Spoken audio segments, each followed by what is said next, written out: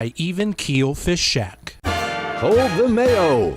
It's time for Mike Mayo's Lunchbox. Find out what's being served with Mike, Defo and Lubie, the only show that covers food, sports, and the proper maintenance of your car. And now, a man who had the distinction of having an entire health clinic named in his honor, Mike Mayo. I want the flim flam sauce with the awesome bay with shafafa on the side.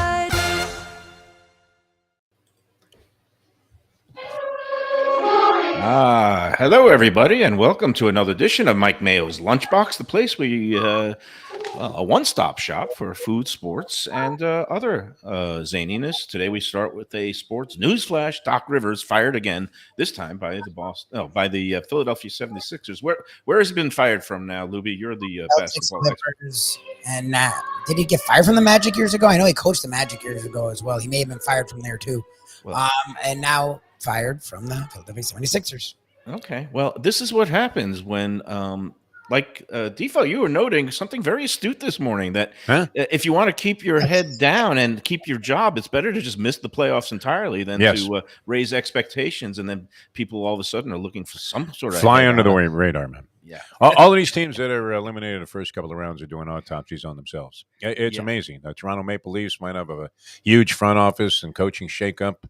They went to the second round. Not a bad season, but you're better off if you don't hear about these schmenks that finish, anywhere from like 11th on down. Usually the worst guy in the league gets canned. The guy in Houston or whatever. But it is incredible. A lot of guys after falling short. Gerard Gallant. I mean, we've seen 4 or 5 firings of guys that made the postseason this year. Yeah, and nobody said life was fair. I do think these coaches have guaranteed contracts, so I'm not going to weep for anybody who making money. It's your dream and my dream scenario. I actually lived the dream for a year where you actually still get paid under the terms of a previous agreement, and you just keep going, and you don't have to do anything. You don't have to show up anywhere. You could just sit on your couch and plunge on parks racing. Not that any of us would do that any day. I was long-term goal of mine was to sign a long-term contract, maybe 5 to 10 years, which you didn't get that kind of distance on a radio contract, but and then get fired the first day and have guaranteed money. As long as it's fair. When you take the buyout there, like you did at the newspaper, the problem is that at the time that you take it, you're thinking, okay, I got a year to get it together, and then the next thing you know, the year is gone. Yeah.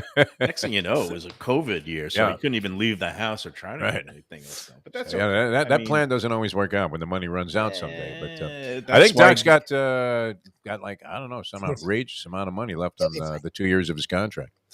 Yeah, I'm not weeping for him. I'm sure he's going to get plenty taken care of.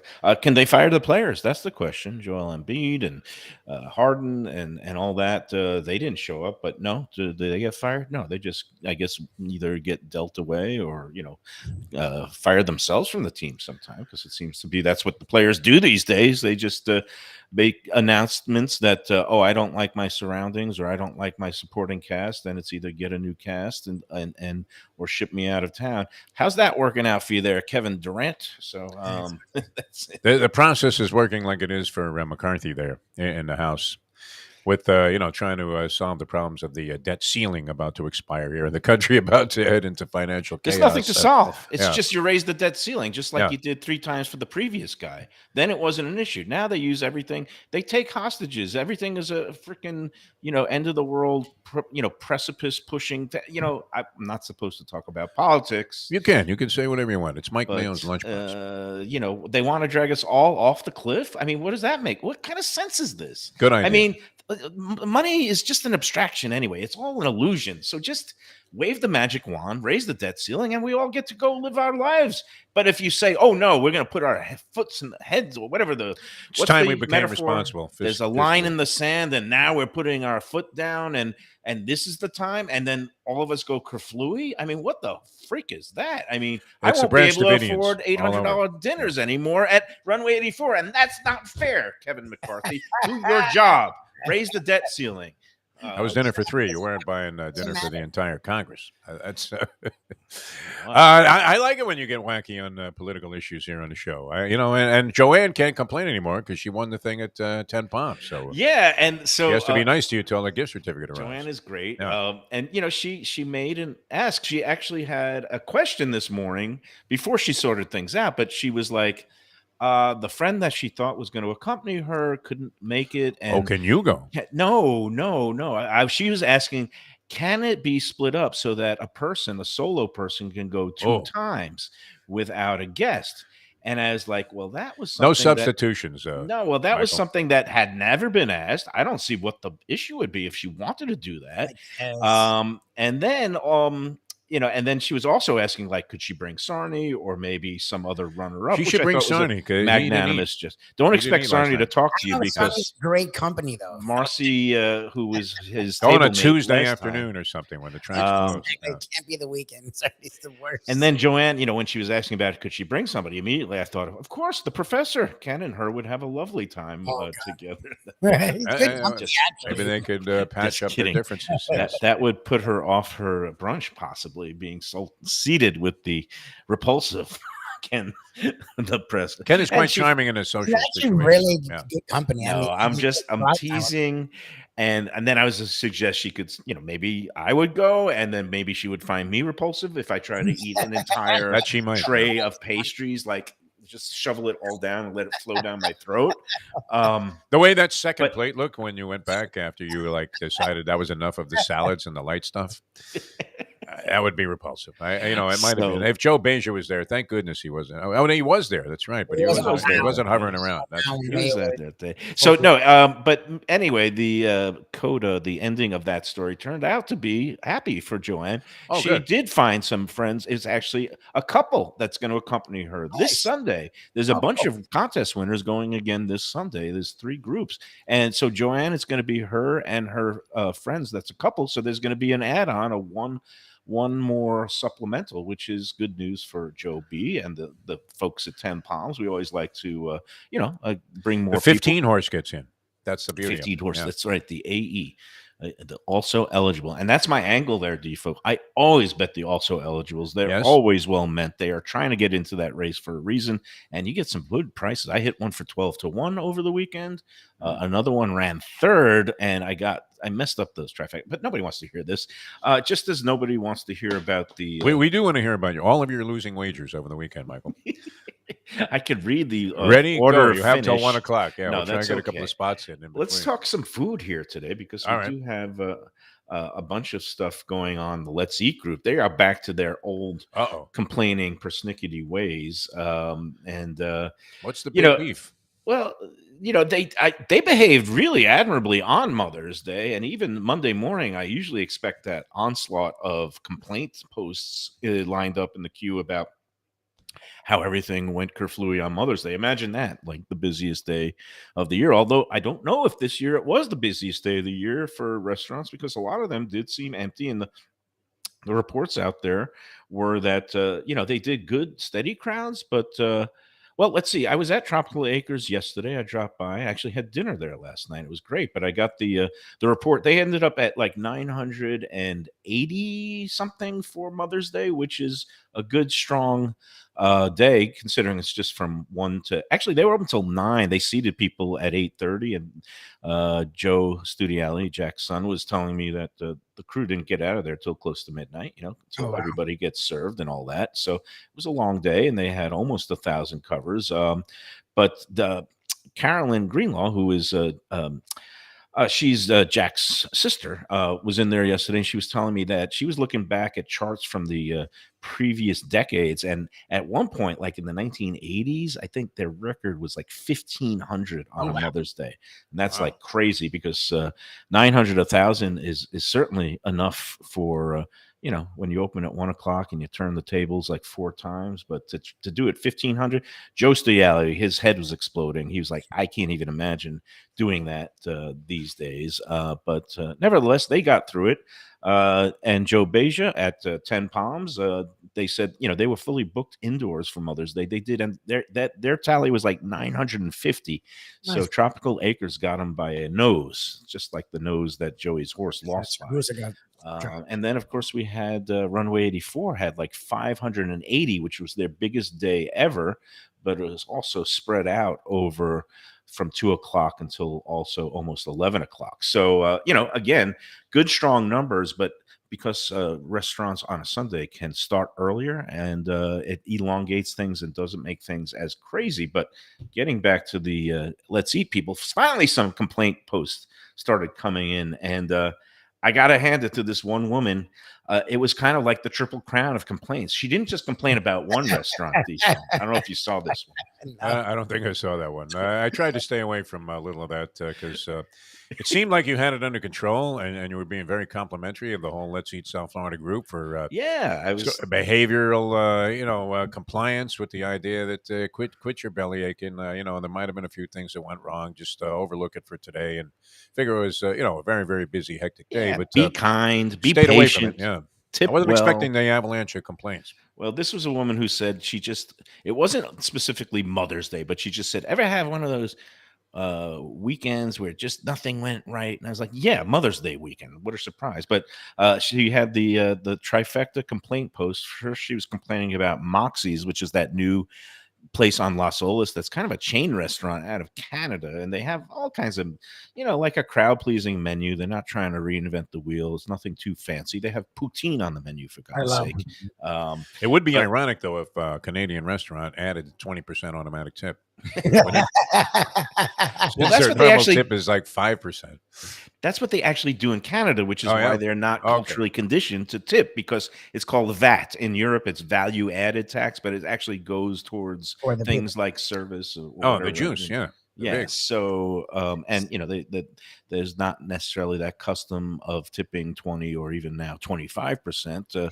That what's standard there is just you leave a few loose, a little bit loose change to maybe tack on another 5% because it's already included. But however, Moxie, she was complaining about, I don't even know. She said she was asking about the steak. Like she got something and it didn't come for a while, but then she was complaining she was asking about the steak to a manager, and the manager said, I wouldn't get a steak in this place. Oh no. Pretty Oh, honest yeah, wow. answer. That's like a Not- Mayo. Not something you wouldn't necessarily expect to hear from a manager. But it's good, I guess. I mean, better that than you get a steak and you're bitterly disappointed. Exactly. He's trying to point her in the right direction. But she said as soon as she heard that, she got up because I guess she was in the mood Why for would she steak. be offended by that? Well, she Oh, wasn't offended. She was in the mood for steak. Oh, So- I see. Okay, all right. So what she did was went right next door. There's this new Brazilian, one of these, what do they call it? The rodízio. The Rodízio, things yeah. where they come around, the carving it. Radicio. It's called Fogo de Chao. It's also Good like chow, an upscale chain. It's all over now. But they opened one on Las Olas recently, I guess in the last 6 months. Yeah, well, and we were actually right across. I saw Fogo de Chao, and I remember you brought them up. yeah, I haven't been in there yet, but she went in there and she was not impressed with the meats. I don't know what was wrong with it. Something was undersalted or underseasoned, or blah, blah, blah. It's like, okay, ask for salt or pepper. But if you were in the mood for a steak, I don't know that the Brazilian steakhouse concept is the way to go because it's kind of a whole different experience. it's a And different just having experience. somebody, put like a juicy, rare, ribeye steak in front of you, because you're eating a variety of different meats that they're slicing off a little bit at a time. Yeah, but I guess the point was she thought she would get her red meat and other, meat fix at the Brazilian place. Right. I don't know. So she was unhappy about that. And then she went the next day to Oceanic for, I guess, Mother's Day Sunday brunch, which Okay. is in your wheelhouse. That Yeah, I've been there many times. on the beach, right on the beach there in Pompano. Oceanic, it's next to Beach House, and Oceanic. I've had nice meals there. I've been there for lunch. I've been there for dinner. I've never had a bad experience there. I mean, I've had some dishes that weren't as good as others, but anyway, this was a Sunday brunch buffet.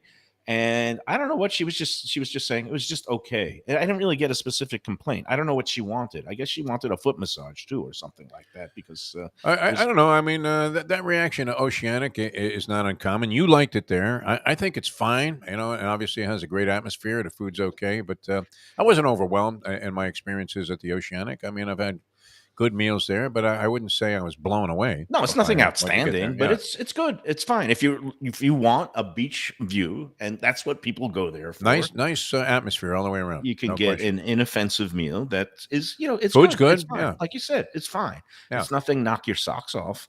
What I would do the double there because you know me and my bang bangs. I would go to Oceanic, have like maybe a fish dish there, and then go next door to Beach House and finish it off with the key lime pie that they have at Beach House, which is my favorite restaurant.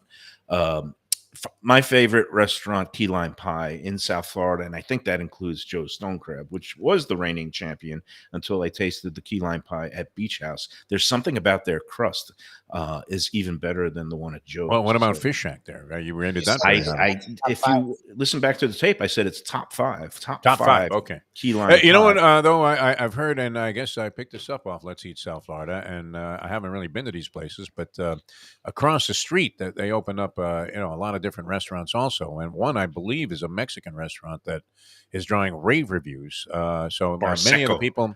Yeah, many of the people that are going and we're going to Oceanic and Beach House when they opened up, it was a real novelty. And you had the Lucky Fish also, which people like going to. But across the street seems to be a big hit. And then, of course, the expansion and evolution of the restaurants right there on the corner of A1A and Atlantic Boulevard, has really grown. So, Mhm. there's a lot. Pompano There are a lot of alternatives in that area there where Oceanic is. Pompano is exploding along Yeah, the there's a lot of beach. That whole area is Yeah, exploding, like you mentioned. And then, of course, even when you go up and down Atlantic, whether it's near where Ken's place is and that a new lot of good food places. hall, Yeah, a lot of good places. there's a new seafood place across from Ken's that I haven't been to yet, Flamingo. That's gotten mixed reviews. Some people like it. Some Mixed people, reviews. Yes. yeah. But then there is, down where I went Saturday night, it was the second night open, that South Bar and Kitchen, Mike Linder and Warren Thompson, and gorgeous spot. That outdoor deck, it has this, it's not a banyan tree. I guess it's some sort of just big ficus tree, but they built this whole deck around this huge shade bearing tree, which they have lit up at night. And then they have a band and they have this outdoor bar that they set up in one of those shipping containers. Really good vibe out there. I think I didn't want to give a full critique yet because it's not fair. It's the first couple of weeks. And I did have some notes. I just thought some of the portions were too small. I thought some of the plate, it was like everybody was in the weeds that night and things came out a little sloppy, but that's to be expected. I am not going to make any kind of definitive conclusions. All I'm going to say on the positives front, the beautiful build out, nice indoors, little loud on the indoor dining room. That's why that deck is kind of the place to be. I could see it being a really popular spot, especially for if they start doing the Sunday brunches outside on that deck. Although obviously summertime, it might be a little bit on the warm side, but at night it was absolutely pleasant with the breeze going past there. And again, it's kind of a cross melding of different southern dishes of things like fried chicken, but they also have the shrimp and grits, and they also have a couple of New Orleans things. Sorry, Tom T, but they do have boudin balls, which I did not try this time, but they have a muffaletta. Again, it seems like the New Orleans thing, Tom was at the forefront of that with his Louisiana Kitchen, which was at first to pop up in trucks, and now he's popping up in different little bars, including in Deerfield Beach. But it seems like now these New Orleans places, the Cajun places, are opening up everywhere. Besides some menu items at South, there's a place that's going to be opening on Las Olas called Voodoo Lounge, and I think one opens up in West Palm Beach. Did you see that, Lubie? It looks like literally right out of New Orleans. You know how they have like the terraces when you're on Bourbon Street and the people are hanging over the terraces? Like it's set up just like it felt like looking at it like it was a New Orleans spot. And I'm like, that must be straight New Orleans. Yeah, and So I know one of the chefs involved is a consultant, and I hope they knock it out of the park because again, the more good food, the merrier. And it's a food that some people find a little bit heavy, and some people, I don't know how it will do in the heat of summertime. Some of these stick to your ribs dishes, but I'm sure there's going to be all kinds of options on the lighter side because this is Fort Lauderdale and Broward, and probably they'll have a sushi bar too because it seems like every place else up and down Las Olas, no matter what kind of food it is, also has sushi that they offer. So, there you have it. That was the triple complaint post, which good for her. I guess better luck next weekend. That's all you can say when people just want to find things to complain about. You can always do that. I prefer to look on the brighter side. You know that, Defo, because they You're call me Mr. Positive, yeah. Yes, that's you. Definitely. Mr. Brightness, and sunshine. Mr. Yes. Michael Mayo. Sunshine. That's 100%. me. So yeah, it's I guess I wanted to go back to one thing you were talking about on the sports show, the Defo show this morning, veering back to sports for a second. And that was just about you were wondering about the value of not just going to games and in person to cover them, which obviously you want to be there for the atmosphere, but you were wondering about the value of locker rooms and the post game locker Yeah. room. What do you get out of there, really? And Usually not much, I would say. I mean, like I said, I've had the occasion, to be there when Tommy Lasorda went off on the Kingman rant. I mean, that's legendary.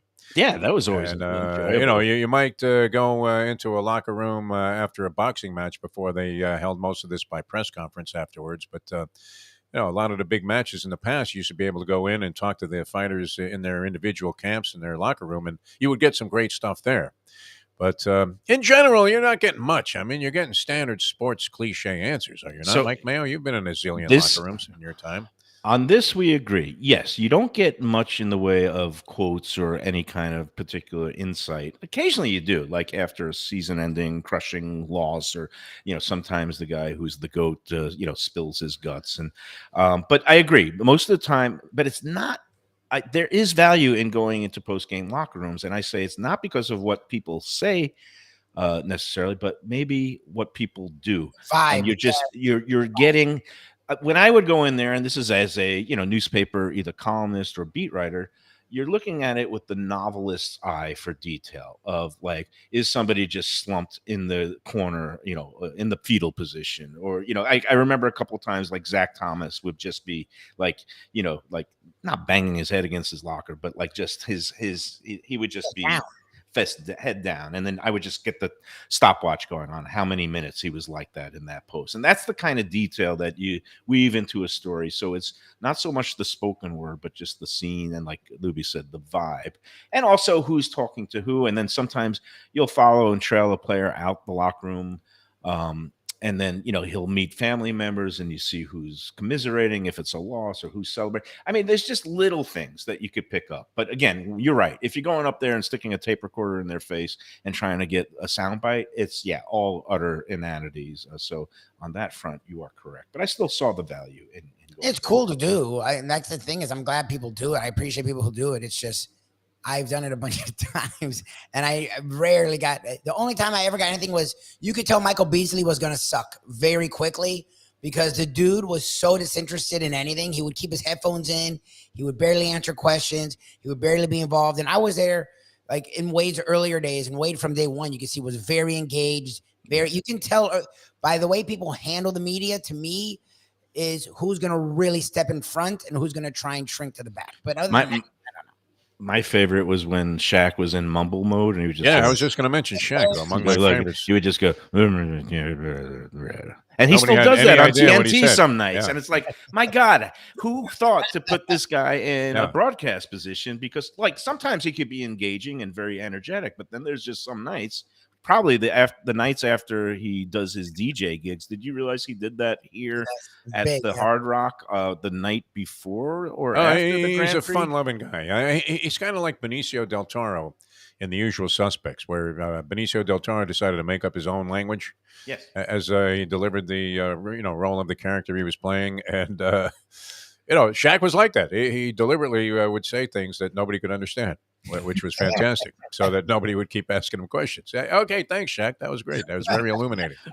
It was great when like Ira would come up to him, because sometimes he just like did not want to deal with Ira at all. And again, it was. And Ira asks like deep-rooted Freudian intellectual questions about a game. He doesn't ask you, hey, when you dribbled that ball off your knee, how did you feel? It was like it goes into like scientific stuff. My rule of thumb, unless it was a one-on-one, where you know a guy and you can have a conversation. But like, if your question is longer than like 10 seconds, it's too long. You got to just get to the point of the question. You don't need to give the whole soliloquy beforehand. And Ira tended to do that. And then Shaq would just grunt. Yeah. No, Ira's great, man, because he had the Helen Thomas position with the Heat Yes. there, where Oh, he always had the first oh. question, and maybe Well, even that's in the pressers. the Yes. first five, yeah. Yeah, But the questions are always, I mean, outrageously intellectual, are they not? With Ira Winderman, and I what's don't great know. is Spolstra and Riley will engage him at that level. And so what you end up with, if you're a reporter, is you end up with nothing because you have no idea what these guys are talking about. I mean, it's way off the path of who won or lost or who had And then Ira points. ends up usually writing the most simplistic leads, Yes. like Yes. they came to play. Who wanted it more? Your favorite question. You should ask that of every athlete. You should go back to sports writing and just ask every athlete after a game, did you want it more or did they? No, I was going to go in and ask him if Eric Spolstra was the assistant to Red Klopp. Oh, yeah. Do you think the Generals? I have to could ask that to won? every person now. Rothstein loved that one. Ronnie Rothstein. He absolutely loved that question. So Hyde gave a good answer this morning, Yeah. too, although I forget what it was. But getting back to the locker room thing, and you mentioned how, Leslie Visser, your friend, and Yes. was a pioneer in, blazing the way for gender equality. And, women have every right to be sports writers and have every right to have the same access. And it was a big deal at the beginning. I mean, Very you would think it would have been settled. And by the time I was on the beat, it was that whole Lisa Olson thing up in Yes. Boston that became a whole issue. And, but the bottom line is, I flipped it though. When I was on the golf beat, I think absolutely women have the right to be in locker rooms if you're going to have open locker rooms. The thing is, when I was the golf beat writer, the PGA Tour locker rooms, and it's a different scene than a team sport where everybody's coming in and showering. It's like golfers are coming and going all day depending on their tee times, and it really is valuable to get into locker rooms for just access and being able to grab guys that, you can have kind of some more of these one-on-one conversations and things that you don't want to necessarily ask about in front of a large crowd. And so Like when you were quizzing Freddie Couples about his divorce. No, or like Raymond Floyd with the cheating allegation at the No, Masters. that's always a good one. Which I had to do in a pack because it was one of those. No wonder he hated the press, Raymond Floyd. Well, he hated the press a long time Yeah. before that. I just reaffirmed his hatred. But what I was saying is that the PGA Tour locker rooms were valuable, and I started making a stink because the LPGA locker rooms were not open. Or Oh, okay. I don't know. Oh, that's interesting. And I was like, interesting. I Reverse want in there, discrimination, and it's yeah. like I don't want to. I'm not there to. Ugly. It's like this is my. Do you speak workspace. Korean? I mean, that would have been the necessity at that point. Back then, it was not as dominated by the international players as much. People like Beth Daniel and locals. Now I forget all their names, but there was a whole bunch of South Florida. Stan, during her era, she was actually she crossed over. She was a big deal. Annika lived here in Boca too, and there was a whole bunch of other. Morgan Presley, I think, was grew up down here. Davies, I feel like the last name. But in any event, I mean, they were accessible, and you could always get them coming off the course. It's the LPGA, but it was just kind of the point. I just thought that there should be equality all the way around, and it's not a place that anybody's ogling anybody. It's a workplace, and we're respectful. And if somebody is coming in and out of a shower, put a towel on, and it's like. But that was just banging my head against the wall futilely. They didn't change any policies, but I pointed it out a couple of times in columns about it being a little bit inconsistent and hypocritical. And that how many times though, when you were covering the Dolphins, did your quotes only come from either Pete Stoyanovich or Reggie Roby?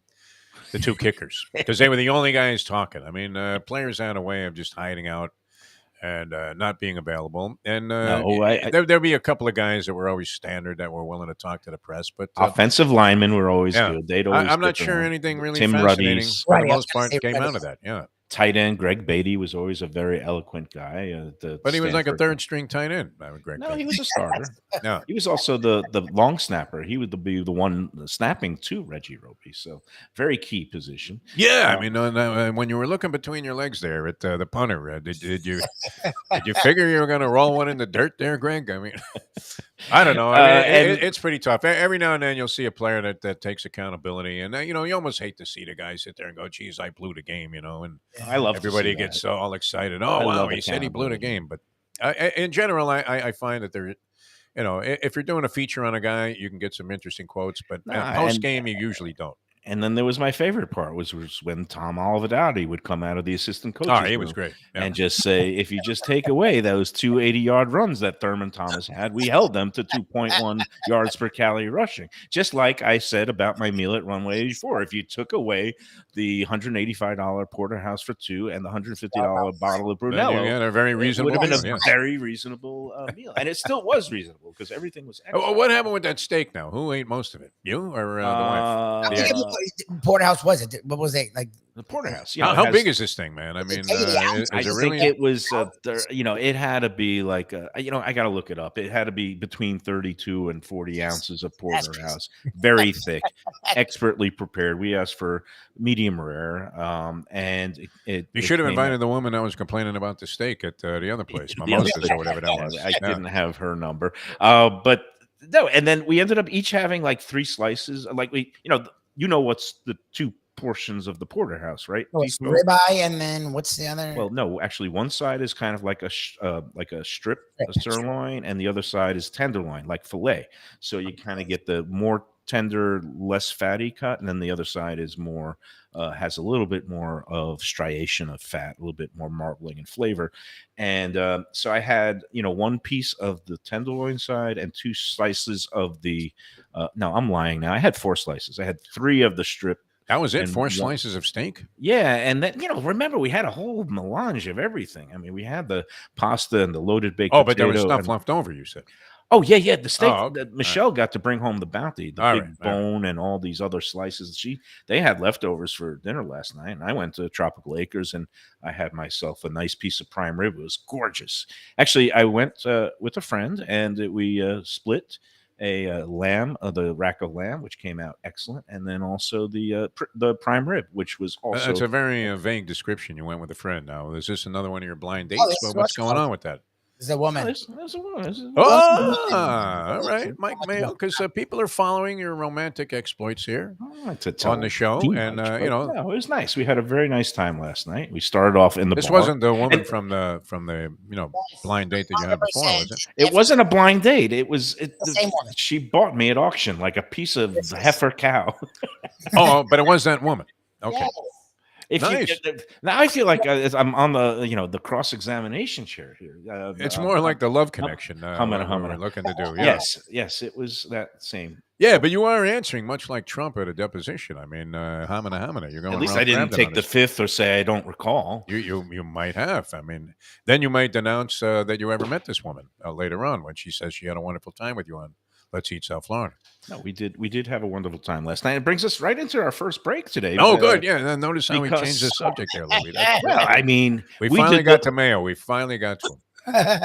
We did the full Tropical Acres experience. Good. Last night we got in there right before happy hour ended at the bar. Saw our mayor Nick. We each had the classic, my usual order, the Belvedere martini, a little dirty, as she said, with some olives, the stuffed blue cheese olives, and 2 of those martinis during the tail end of happy hour was only it's less than $20. So you were already 2 martinis in before you left the bar. One martini for me and one martini for her. She was gracious enough to pick up the bar tab. So, I love this woman. I mean, This woman's great. I know you've if been. it doesn't work out, Whatever can you're doing. you introduce me? You need to cite Picks this. up the tab for Mayo. Unbelievable. No, just for the drinks, and then I got the dinner tab, but then she left the tip in Did you cash. use the It was punch good. card? No, did you use the punch card? So I have a bunch of punch cards Yeah. at home and in my car, and I figured That would have been impressive. Yeah. It would have been cheesy to pull out the punch card at the end. It's like, can I get my 2 punches? But here's the thing. All right, we had the meal. We had That would have been so insulting to this woman. It would have been amazing. I would have And put again, syrup on it. So let me tell you, half price wine night. We did half price drinks, happy hour at the bar, 4:30 to 6:30. We go in Tuesday night, half price wine night. We got a nice bottle. Oh, I perfect. think So it was like you ate by yourself on a Thursday. That was the best. Exactly. It was and of course she's a wine. She knows wine, and she looked at the list and she said, "I like that Cabernet. I think it was a Joseph Phelps Cabernet." Regularly goes for $72, but on half price wine night, $36. You can't beat that deal. Shrimp 36 is great, cocktail, man. Yeah. the seafood, the stuffed mushrooms, the rack of lamb, and the prime rib. So we had ourselves a great dinner, and then Arthur, King of the Britons, the waiter that we have. His name is Arthur. He's not British, but I just say that because he always introduces himself as Arthur. And we had a dessert, and he brings the check, and then he mentions, do you have a loyalty card? I said, I didn't bring mine. He goes, let me get you one. He punched it two Oh, you got times another one started. and gave it to Val. So that was it was nice. She got her own new punch card started. She hadn't been there in a while. She says she had a brother that loved it going in there. So she's familiar. Did I always ask you if you have a punch card on one of those deals at Tropical Yeah. Acres? Yeah, That's yeah. pretty cool. Usually Yeah, I they mean, because should. a lot of places would just ignore that. And you know how it works. For every 12 Yeah. entrees you purchase, you get the 13th one on the house up to a $35 value. It's a great That's deal. all part of the deal there. Sure. And again, another fantastic meal. I don't know why it's such a polarizing place. I just find it nothing but There's good. nothing polarizing about it. There Yeah, really well, isn't. I some mean, people- people might rag on it or whatever. That's their privilege or whatever. Not They- everybody likes every place. They got through another Mother's Day. They were obviously on a quieter Monday. They managed to pull through a service, and they did it just as good as always. That's why you'll love Tropical Acres, whether it's a holiday special occasion, any day of the week except Sunday, because now they're closed every Sunday until later in the year for the next holiday that falls on a Sunday. But you'll go in there and you'll get treated right. 2500 Griffin Road, just west of I-95 in the airport. Tropical Acres. I love it. And ding, ding, ding. Good news. Guess what's back starting tomorrow? Oh yeah, wow. Really? Twin Lobsters. Well, Twin magically be Lobsters. there next week. It's my favorite thing there. Yeah, it really is. They When you did go back release. They did release this year's pricing. It's going to be $39 for your twin Still not bad. whole That's 35. steamed fresh Maine lobsters. This steamed off live, so you can't get any fresher. And two of them from Maine. And yeah, I guess they're they call them the chick lobsters. They're about £1.25 but each, but plenty of lobster meat. The best thing, you know what to do. You go in with a partner, and you have the twin lobster, and you get yourself a steak or a prime rib. You go surf and turf. Nobody leaves unhappy. That's what the tropical way is. Go in there, tell them that the Lunchbox sent you. All right, we're coming back with more Mike Mayo's Lunchbox, Mike Mayo's various dining adventures, which have been significant of late, which is great. You're getting around to a lot of places. And we'll be back with more of Mike Mayo's Lunchbox and romance in a moment. Beach Cafe. It's a South Florida landmark, and it's one happy restaurant right on the water. Tables literally on the beach. A place where you could dip your toes in the sand, kick back, relax with island vibes, tropical drinks, and live music daily. You know it. It's at One Commercial Boulevard in Lauderdale by the Sea. And of course, it has Chef Chris Nealon and his famed Caribbean Floridian cuisine. With a huge menu with something for everyone. Seafood, raw bar, conch fritters, burgers, sandwiches, salads, deli specials, and of course, that famous Bimini bread. They've got a great staff that'll take great care of you. There's something to celebrate every day, open 7 days until late, parking available on site, happy hour weekdays 4 to 7 p.m. Go check out more at arubabeachcafe.com. Better yet, go in there yourself at Aruba Beach Cafe. Good food, drinks, friends, and laughter are always the catch of the day. When people come to me and say, Mike, where should I go out to eat? I got guests coming from out of town. Where should we go? Cafe Seville. That's the answer. 2768 East Oakland Park Boulevard. It's a Fort Lauderdale perennial, serving the finest in Spanish and continental cuisine in a cozy, friendly, comfortable setting. Joey Esposito and Sally, his better half, they've been running the place for a long time. It's been open since the 1980s. They got great Spanish classics like paella, shrimp with garlic sauce, and all kinds of great seafood dishes. The stuffed veal chop, oh, that's my favorite. Go to Cafe Seville. It's open every day but Sunday at 5 p.m. for dinner. Tell them that the Lunchbox Mayo and Defo sent you. Do you like burgers? Do you like wings? Do you like late night food and sports on big screen TVs and cold beer and friendly vibe and great people? Then you want to check out Shenanigans, 1300 South Federal Highway in Dania Beach. Go to Shenanigans, you get yourself all the good stuff, the fresh fish every day, the black and grilled wings, and of course, the kitchens are open late. Go there, tell them that the Lunchbox Mayo and Defo sent you.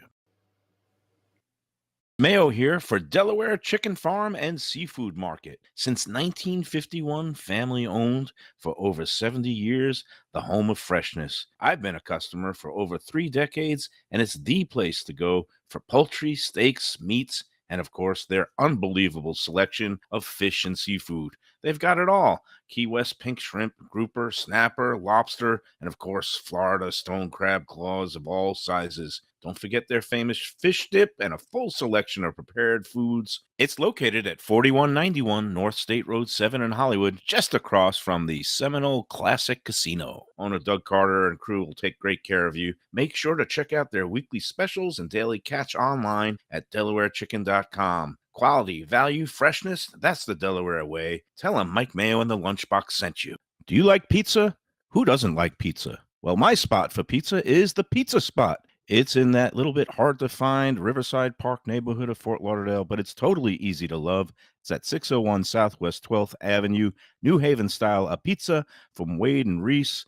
It's a lovely outdoor spot. You could also pick up pies to go at 754-779-7788, 754-779-7788. Again, they're open every day but Monday for lunch and dinner. Some of the best pizza I've ever had. Go to Pizza Spot. They also have subs, salads, and more. Tell them the Gambling Gourmet sent you. If you like seafood in a comfortable setting, outdoors, even keel fish shack at the corner of A1A and Commercial Boulevard in Lauderdale by the Sea, that's my spot. It's upscale food in a down-home setting. The chef owners, Dave and Brad, do a terrific job with all the seafood classics that you want. They have the best grilled oysters in town, bang bang shrimp, lobster rolls, and deli fish specials. They also have weekend brunch Saturday and Sunday. They have deli happy hour 4 to 7, and they also have other weekly specials like mussels on Monday and oysters on Tuesday. Go to Even Keel Fish Shack and tell them that the Lunchbox sent you. We're back on the Lunchbox on a mellow Tuesday, heading up to Delray Beach for another one of those great 16 Best of Delray Beach app events tonight. We're going to have our happy hour social at Lulu's. Lulu's is kind of a nice little spot tucked away in that Pineapple Grove neighborhood. Don't know if anybody out there is doing anything. Green-eyed girl. Usually, just come on out, show the app on your phone, and you get in. We'll have ourselves a good old time tonight. Just one more note about the Twin Lobster Special. It's only available Monday through Friday at Tropical Acres, $39. Saturday, you can still get Twin Lobsters. It's just going to run you a little bit more, $45. So just make that note. And I guess let's see. What else should we today's supposedly National Barbecue Day. Barney told me that yesterday. We haven't really talked a lot of barbecue while we're here. Where do you go if you want some good barbecue? Because it's funny for South Florida with all the Austin. I go to Austin, Texas. I was going to say, like in South Florida, all the barbecue we have, I feel like it's hard to find. Like I know it exists. It's not hard to find. We've had this discussion before, and if I had any kind of foresight, I would have planned to have a remote show today at some barbecue joint. But I don't like these silly food holidays anyway, because really, come on.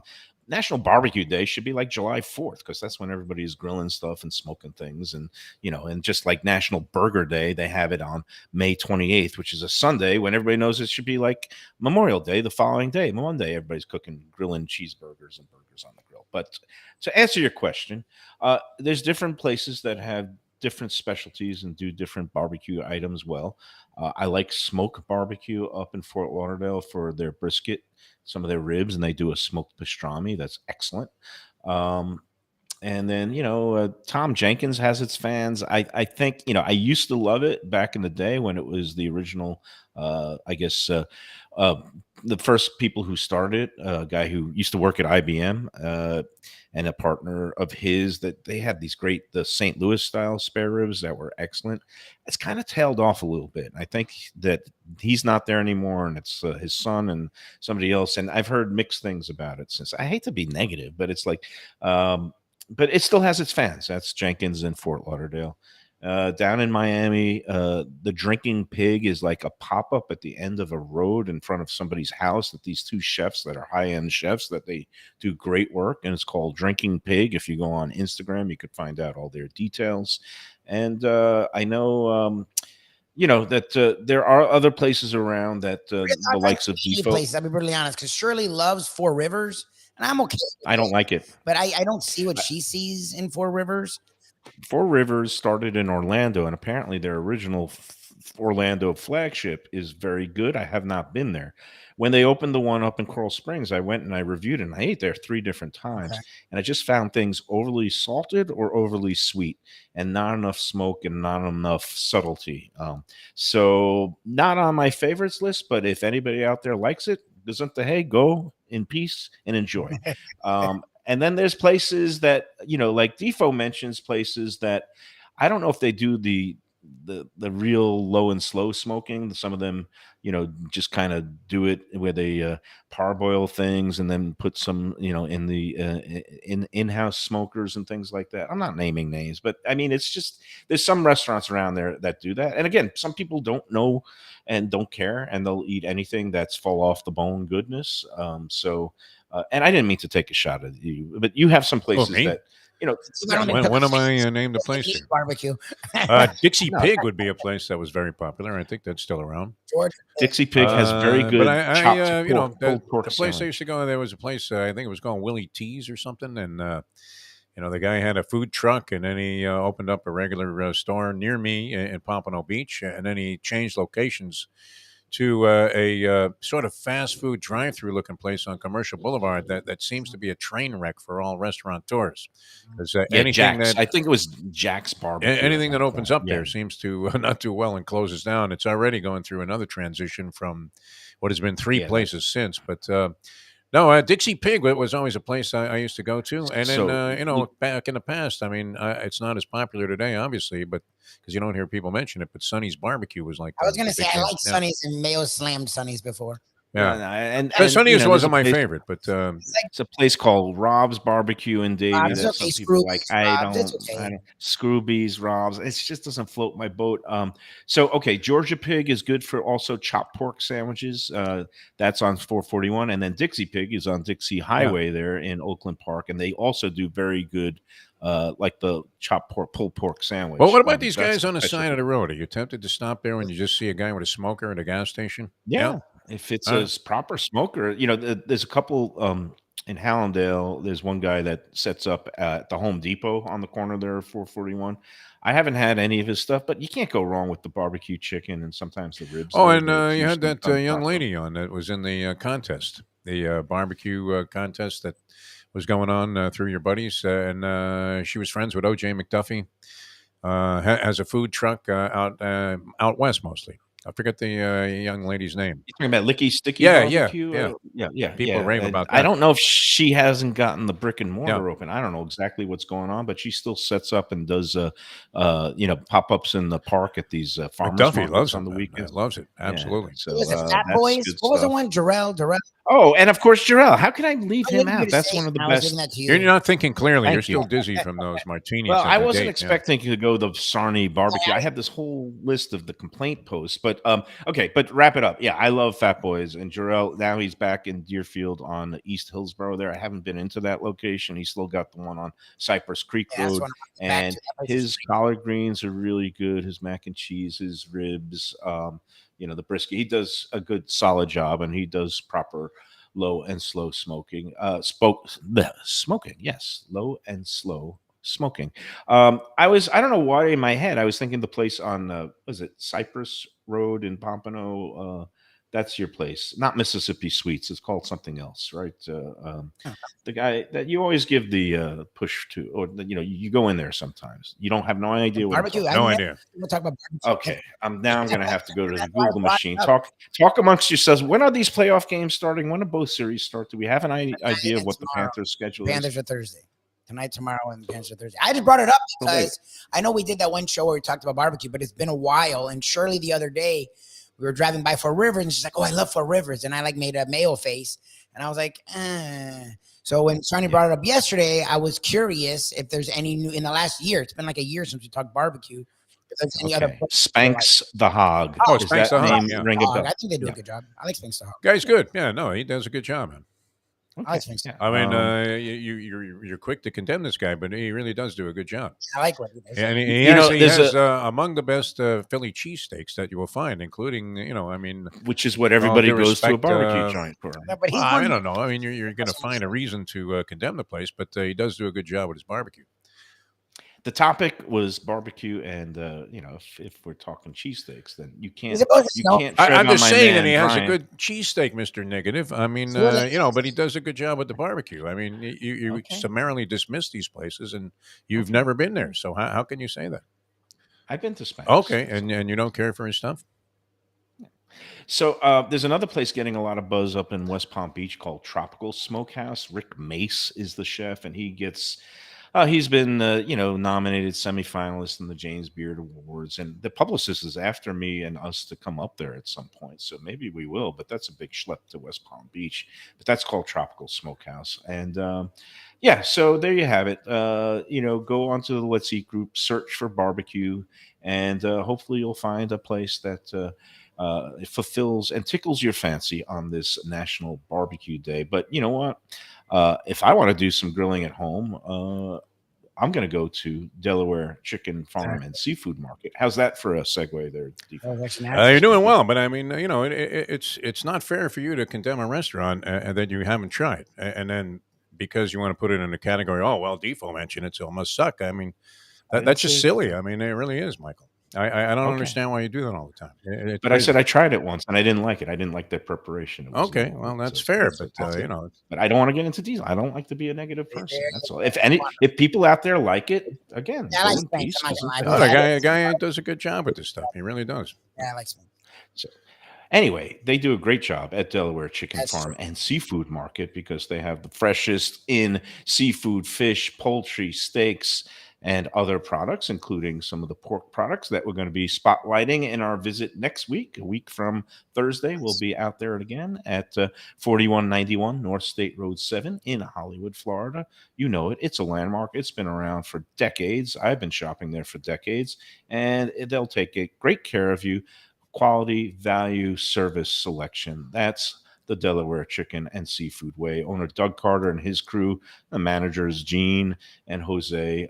Again, they are just they just want to make customers happy, and that's what you'll be happy if you go in there and pick up stuff for this weekend's meal or whatever you're going to be doing, grilling later in the month for Memorial Day weekend. Go in there, check it out. Again, the fish is fresh every day. They got the other things like the Key West pink shrimp, and of course now this time of year they've got blue crabs in and some other goodies. They also have take home items, grab and go, the broasted chicken, crab cakes and the like, and of course the fish dips in the case up front, the smoked tuna and the smoked salmon dips. Excellent. You can't beat that for a starter if you go into a party. Go into Delaware. Also go online, delawarechicken.com, to get the latest in the weekly specials and daily offerings. Again, delawarechicken.com. Go into the store. Tell them the Lunchbox sent you. All right, more to come on Mike Mayo's Lunchbox in a moment. There you go. Looking for a great place for steaks, seafood, and more? Go to Tropical Acres Steakhouse and Butcher Shop. It's at 2500 Griffin Road in Dania, just west of I-95 and the airport. They've been there a long time, since 1949. That means they're doing something right. You'll get old school hospitality from the Studiali family, along with great value, tremendous service. Of course, you could also go into the bar for happy hour every day, 4 to 6. The early bird special runs from 4:30 to 5:30, and they have great value all night long. Also, a butcher shop that's open every day from 10 a.m. to 6 p.m. except Sunday. The dining room is open every day at 4:30 except Sunday. Go to Tropical Acres. Tell them the Lunchbox sent you. Hey, it's Mike Mayo.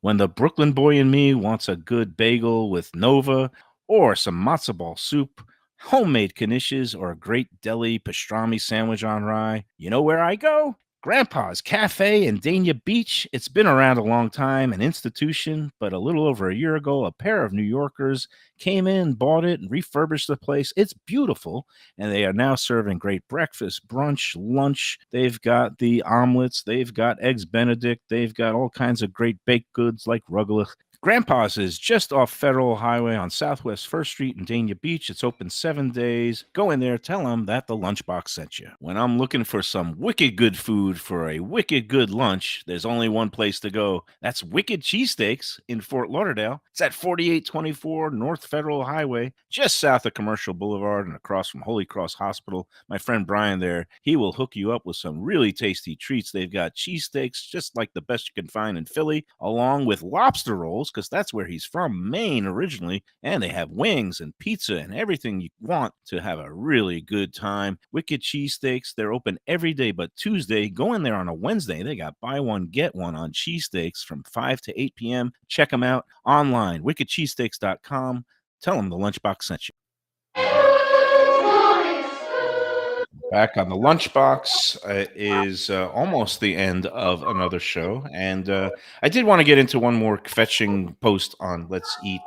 A woman was complaining about the lack of real New York diners. Okay. And when I hear the phrase a real diner, she didn't even use real New York, but she was like, I'm from New York, New Jersey, and we'd have these diners, and there's no real diners here in South Florida. To which I threw my hands up in disgust and started just pounding my head against the wall, because according to this woman's definition, a real diner is open or should be 24 hours or close to it, should have a encyclopedic menu, very long, and should have Greek dishes. And I was like, Greek dishes. yeah, that exists here. It's called Lester's Diner on State Road 84. It's called Floridian Diner on Las Olas. It's called the Peter Pan Diner. I mean, Sounds Lester's and Floridian are open 24 hours. And then, like, people come back to me and goes, nah, Lester's isn't a real diner. It's like, what do these people want, people? They want what they had back in Massapequa. Exactly. What was so different and grand and glorious in Massapequa that you can't get at Lester's? I mean, they even have the garbage London broil over the buttered noodles. I mean, not garbage, it's London broil. It's a cheaper cut of meat. I mean, it's with the gravy and the mushrooms. They have turkey clubs. They have omelets. They have the cake display case with the cakes as big as Jason Cole's head. I mean, those cakes are like, that 2 feet tall in a rotating case. That's the New York diner. That happens at Lester's. It gets me. Like, I don't know where this woman lives. I don't know if she gets out. I don't know if she's seen the diners in South Florida. They just spit out these platitudes of like, oh, well, there's nothing near me. It's like, well, where do you live? And what do you consider near? I mean, you said there's no real diners in South Florida. I just gave you 4 diners in South Florida. I like Peter Pan. Peter Pan's good. I didn't know if it's a diner. Yeah. I think they do a good job. What does the Greek have to do that? You guys are from New York, maybe. Well, again, in New York area, If it doesn't have Greek, it's not a most diner. of, I don't know. most of the diners were started by Greek immigrant families. For that reason, they have the coffee cups, to-go coffee cups with a little image of the Acropolis on it. That's like a standard New York thing. They had the double cheeseburger platters with fries. And then they had this Greek corner section that they had the spanakopita, the spinach pies, the moussaka, and some souvlaki. They always have some Greek dishes. And again, a lot of the restaurants here are also Lester's Diner, which became a regional chain. There's like 4 of them. But it's owned by a Greek family, and they have Greek dishes. So, it just... I'm one of these New Yorkers. I came here 34 years ago. Get over it. There's things that exist just like in New York, and it's real. It's not a hologram. Sorry, it's funny. I just find it funny when people do that. Like, I know we're not in New York, but you, Defo, and I have talked about this a lot. We're pretty good when it comes to food. Like, South Florida's come up a lot when it comes. Like, before doing the show between Defo and the professor, like, they opened my eyes to a lot of places that I never, like Calypso, someone was talking about. It's a great place out east. Shuck and Dive. Now, with doing the show, it's every single, even out west. I know the Indomitable, the horrendous out west. We have a lot of places out here that are really good. Like, it actually bothers me when people, well, it's not Chicago. Okay, go to Chicago. I don't know what to tell you. Everything exists. You just have to find it, okay? It all exists down here. It's an area of 6 million people, and everybody is from everywhere. So whatever regional styles or things that you might like, it's usually around here somewhere, including Skyline Chili. Now, Eric is mentioning some. I grew up in Brooklyn, and I loved all those diners. King's Plaza Diner was like my place. I would be there at least once a week, and those twin cheeseburgers. They did the pizza burger. I love that. King's Plaza Diner is gone. They sold the block for like $8 million. In Sheepshead Bay, there was a good diner. I forgot the name of it. That's gone. They sold the land for $13 million. There was the Arch, and there was also a restaurant called the Floridian. The Floridian Diner was also near my neighborhood. So there's, yeah, the point being, New York had a huge diner culture, had a huge deli culture, but it's all kind of going by the wayside because things change. All right, so the things of the past are gone, but there's still things that remain, whether it's in New York and here. So just enjoy it, and don't fetch about things that are just silly, because there's real Chinese food and real pizza down here too, by the way. Okay, so Great, that's it. I'm done great for the Chinese. day. Defo, I don't mean to, well, whatever. I'm going to have to go into Spanx the Hog again and No, no, don't go there, Michael. It's horrible. They do a good Yeah, job. they do a terrible job. didn't s- I mean, the guy pre-cooks everything. It's all frozen. I didn't say that. Look, You're like The 10. guy's I had legendary ribs. in around town. I mean, he wins all these contests all the time. Closest and does a lot of outdoor stuff. He's well known for having good barbecue. All right, I'm going to try his ribs again. The one time No, I was in there, I hope you never go there. I really do, because I like the guy and I think he does a great job. So, all right, so we have a difference of opinion. It's food. It's a I don't go out of my way to get a lot of barbecue. That's one I thing. haven't been in Yeah. there in 10 years. All Well, right, 10 so years, again, you but might I want to give remember it another try there. I Mr. remember Karen. they had this, like, it was a fried rib. It wasn't like a regular rib, and I just All didn't right, like so it. 10 years ago, you went in there, had a bad experience, and therefore It wasn't. I you didn't say should it was never bad. eat I there just again didn't or say it recommend was. that you wouldn't go there. Look, you're like Ken from the Hey, bar. now you're twisting. No, I I mean, am but not. it's okay. I don't mind. I mean, you I have didn't say it your was ways bad. I'm about just this. saying. Somebody else likes a place, you don't like it, and so it's horrible. But that's okay. That's twisting.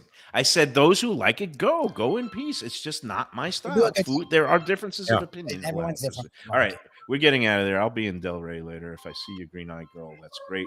Otherwise, we'll be back tomorrow, I guess, again, from the home. So tonight, fill me in again. Heat start tomorrow, Thursday. Do I have that right? Okay. And the Panthers start in Carolina.